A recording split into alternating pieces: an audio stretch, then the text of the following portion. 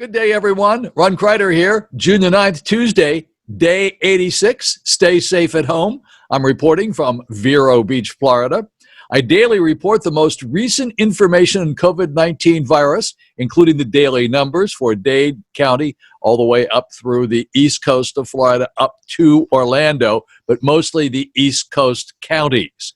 I produce the news and thoughts for the day about 6:30 every morning, and you can see it's 6:45. If you look over here at my clock back there, 6:45 a.m., and the numbers come in about 11 o'clock.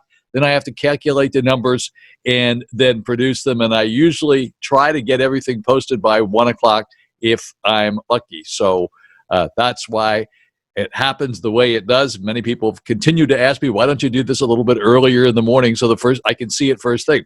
Well, you can see it first thing, but you're going to be seeing yesterday's numbers because I don't get the numbers until 11 o'clock, and then I have to massage them around and make them work. And then I say every day at this time, please push the like button. Push, push, push, push, push. I like the likes. It's the gasoline that makes this engine go. It keeps me going here. Shout-outs today. Okay, got some shout-outs today to a bunch of people.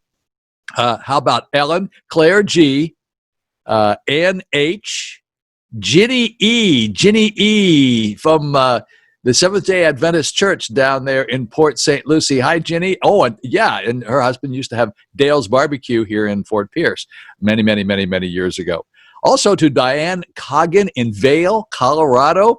Oh, one of my most favorite places in the entire world. And Mike, the guard here at where I live, he's from Vail, Colorado, went to Vail Mountain School, went to the high school there in Vail. So I might even put up a special report here for you today. And then there's Daniel J. up in New Jersey, and he says we should be dancing in the streets with joy for how well we are doing down here in Florida compared to New Jersey with respect to COVID-19.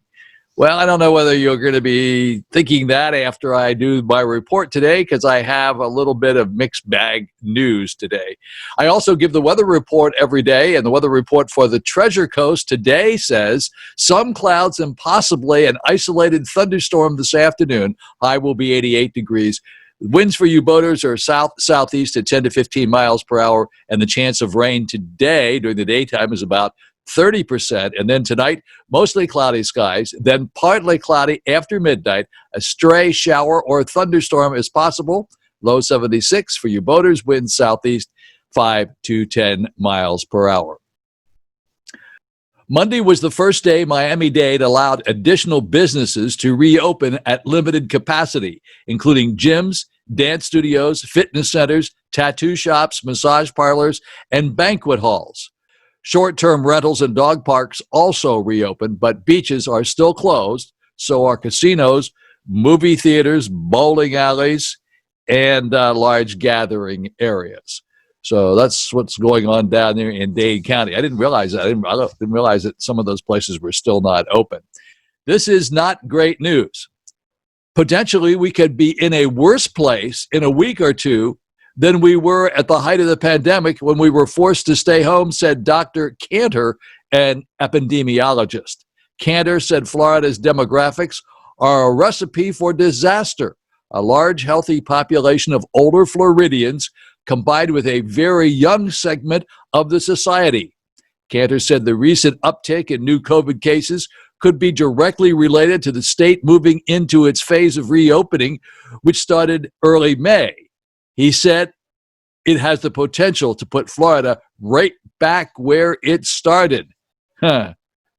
Okay, that's not good news. Now, see, I don't only report the news. I don't make this stuff up. So I'm trying to give you a cross-section of people who are pretty well recognized in their area of expertise. Cantor certainly is, and so I'm giving you that information. Now let me go on to the next part. After Florida's record spike in new COVID-19 cases, Governor DeSantis blames the increase on more testing. And that sort of rings true with the numbers that I'm going to give you a little bit later on. Of course, I have no idea what they're going to be today. But in the past, our cases are rising, but also it's because we're doing a lot more testing. But our deaths have been on the decline. And I'll show you a little graph on that. Here's another interesting piece of information for what it's worth. Dramatic spikes in auto traffic around major hospitals in Wuhan last fall says that the COVID may have been present and spreading through central China long before the outbreak was first reported to the world, according to the Harvard Medical School study. And apparently, these lots of activity around that area was in December and November, way before we even knew anything about COVID-19. We're not sure what that information actually means. Well, the U.S. stock market climbed again Monday as Wall Street clutched on to optimism about the economic recovery from the COVID-19 crisis.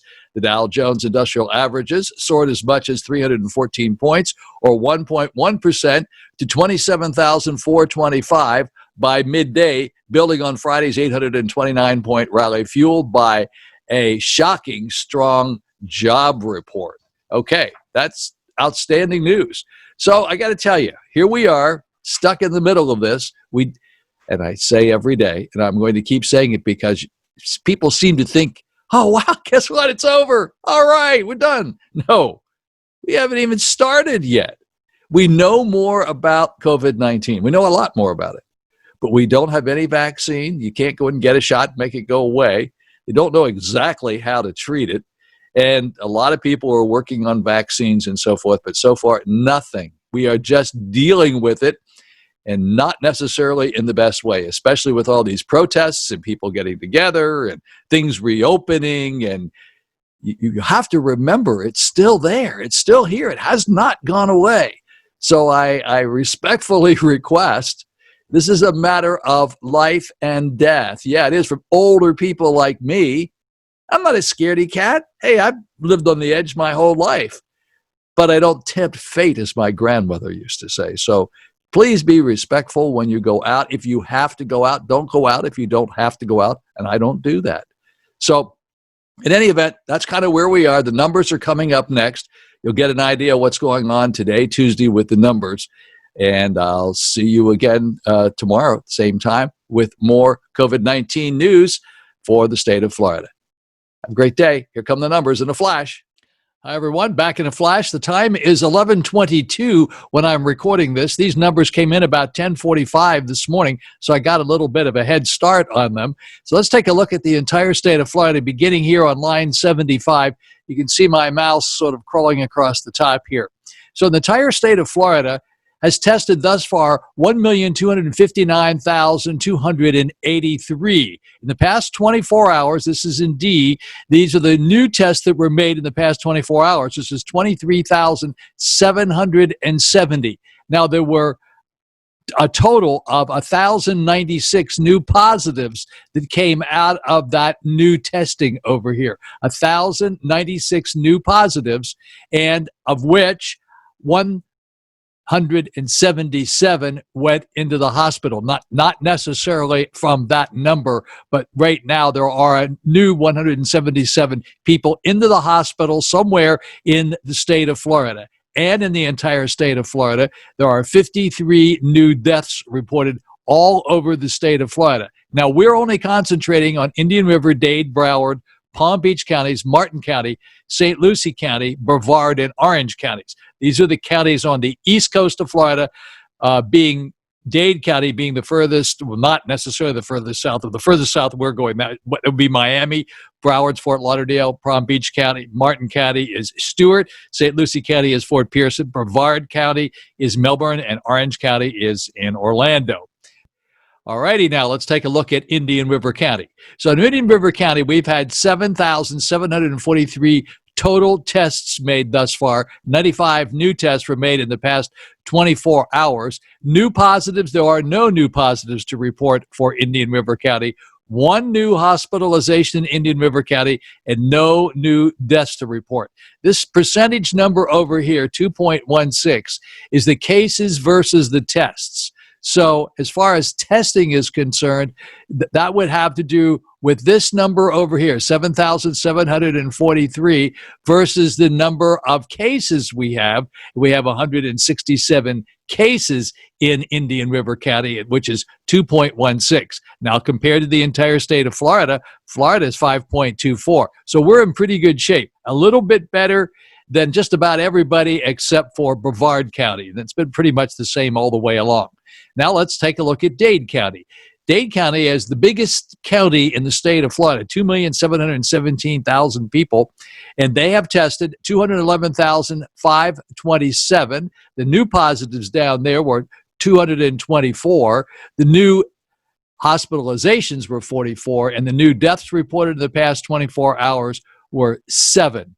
In Broward County, they've totally tested 128,655, and the new positives there were 111 that showed up positive out of their new testings. Their total new testings were 2,105. They had 111 out of that. New hospitalizations, 30 people went into the hospital there, and 3 people have passed away in Broward County in the past 24 hours.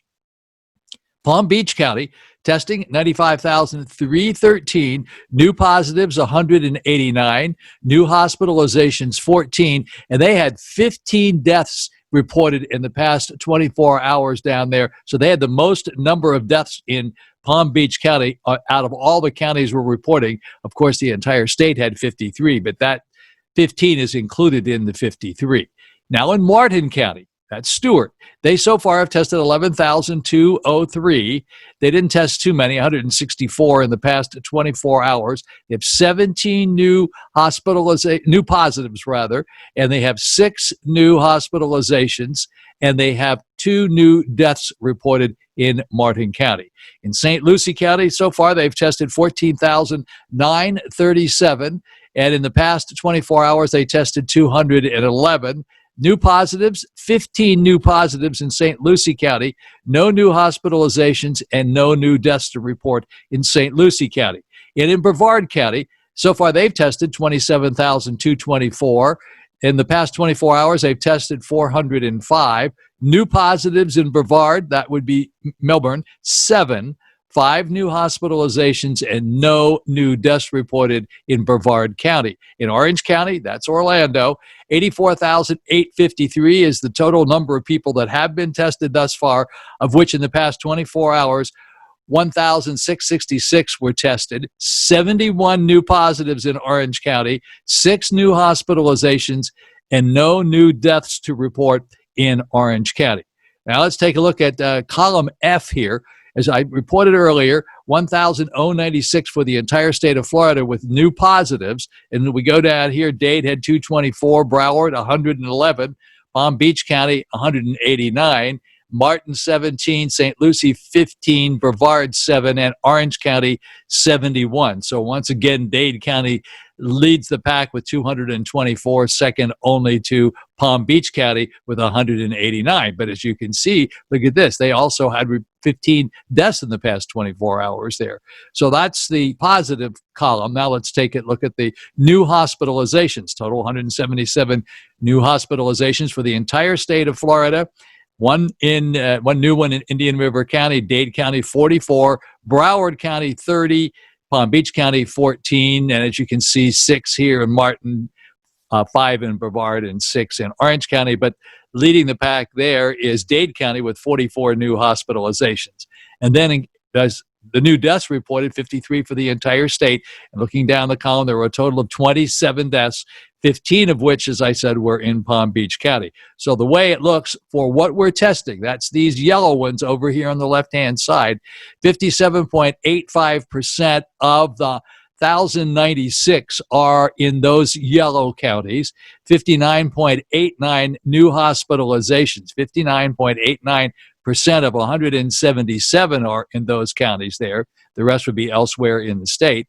And then under new deaths, there are a total of 27 new deaths, and that's just about 50.94 out of the 53.27 were tested here.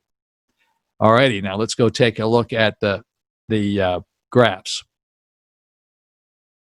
And once again, now we're here back at the graphs for the entire state of Florida.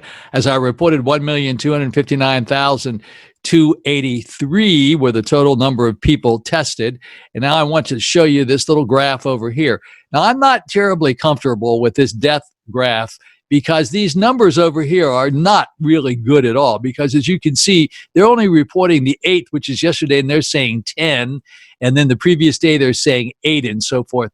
And as I tell you all the time, as they throw numbers in here, they're going to show up in any one of these days, maybe some previous days before that, because they come in very late. Some of them are as late as 2 weeks old. So I don't want to rely too much on this chart here. All I can tell you from what I have seen, we're hearing all sorts of bad news, and depending on who's reporting it, what they're hearing, the bottom line is that we're reporting a lot of new positive testings, as you can see from what we have done, a lot of brand new positive testings. You know, according to this chart up here for the entire state of Florida, there was 1,200 positive cases on the 8th, today being the 9th. So that's a bunch of them. As a matter of fact, look up here. This one was 1,400 on the 6th. So there's a ton of them coming in up here that are very high. Unfortunately, or fortunately, however you want to look at it, this chart is not reflecting, the death chart is not necessarily reflecting or tracking along with the positives. That's a good thing. That's a very good thing. That means these people are getting sick and getting better, and they're not falling into this chart down here and passing away. I'm not suggesting that this chart is not correct. I'm just saying that it is constantly in flux, and it's not giving us a very good instant snapshot, which is what we would very much like to have. Now let's go take a look at the entire world, what we call the global chart. And here in the global chart, in the United States, we have 1,963,820 new cases, looking to pass 2 million cases in the United States. A lot of cases, an awful lot of cases. And in the United States, as far as deaths are concerned, 111,139. We've gone past 110,000. So this one up here, this U.S. cases, we're going to shoot up towards 2 million. Let's go over here very quickly, and I want to see if I can get to, well, that's Utah, so I don't want to see Utah. Let's take a look at Denver for the moment, because we got some people in Colorado that are watching as well. In Colorado, as of today, as of 6/9 at 10:30 this morning out there, they had confirmed 28,169. Total number of deaths in Colorado were 1,543. Now, remember, Colorado has less than 5 million people, maybe a little bit more than 5 million, but pretty close to it. We have 21 million people living here in Florida. So needless to say, our death, comparatively speaking, isn't, if you were to multiply that out for a larger population, it would be pretty bad out there. So anyway, that's Colorado. So that's all right. I'll briefly show you Utah just for a comparison. Utah has confirmed cases of 12,322 and a total amount of deaths up there of 124 through this morning. All right, and then the global cases, 7,155,952 all over the world, and global deaths 407,302. And those are our numbers for today, for June the 9th. And as I said, they came in about 10:45, almost right around 11 o'clock this morning. So we're getting a little bit ahead of the curve. I hope these, you understand these. If you have any questions, please let me know. I'm trying to steer you in the right direction. I hope I am, and I'm doing the best I possibly can. So thanks so much for watching, and I'll look forward to seeing you here tomorrow with the numbers.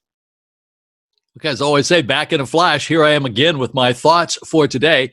And before I forget it, by the way, this John Marks's place, the Apollo Deli on Cardinal Drive South on the left-hand side. I told you about that yesterday. It's really turned into the go-to place for quick curbside pickup. If you're in a hurry to get something to eat or buy some wines for a very little amount of money, stop by there, give them a call. It's called Polo Deli. Ask for Kelly or John Marks. He has totally reinvented himself once again.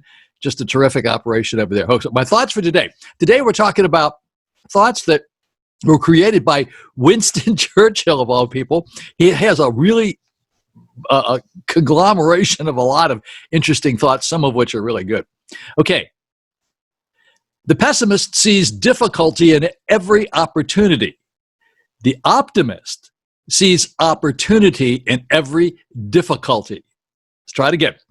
The pessimist sees difficulty in every opportunity, and the optimist sees the opportunity in every difficulty. That just makes a whole lot of sense. There's nothing more to say about that. I mean, I'm an optimist. I'm very optimistic about just about everything. So I always see if there's an issue, I can see some opportunity in that issue to try to figure out how to get it resolved. I like that. It's a little bit like me as well. Personally, I'm always ready to learn, although I do not always like being taught.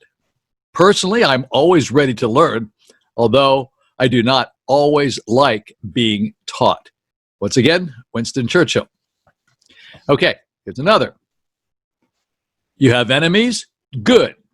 That means you've stood up for something in your life. You have enemies? Good. That means you've stood up for something in your life. Once again, Winston Churchill. It reminds me of a situation just recently where I'm working on a project here in our building, and somebody who I thought was a really good friend of mine is now not happy with me at all because I stood up for something that I believed in and I thought it was best for the association. And that particular person has decided that I'm just not worthwhile. I'm not worth it. I'm an idiot. I don't know what I'm talking about. Well, maybe so. Maybe I don't know what I'm talking about. And maybe that person knows what she's talking about. So who knows? All I know is I'm proud of what I did, and I think I did the right thing, and an awful lot of people seem to think I've done the right thing. So we shall see. This is an interesting thing that's going on now because we're always talking about fake news. There are a terrible lot of lies going about the world. The worst of it is that half of them are true. Remember, guy's British here, so let's try it again. There are a terrible lot of lies going about the world. And the worst of it is that half of them are true.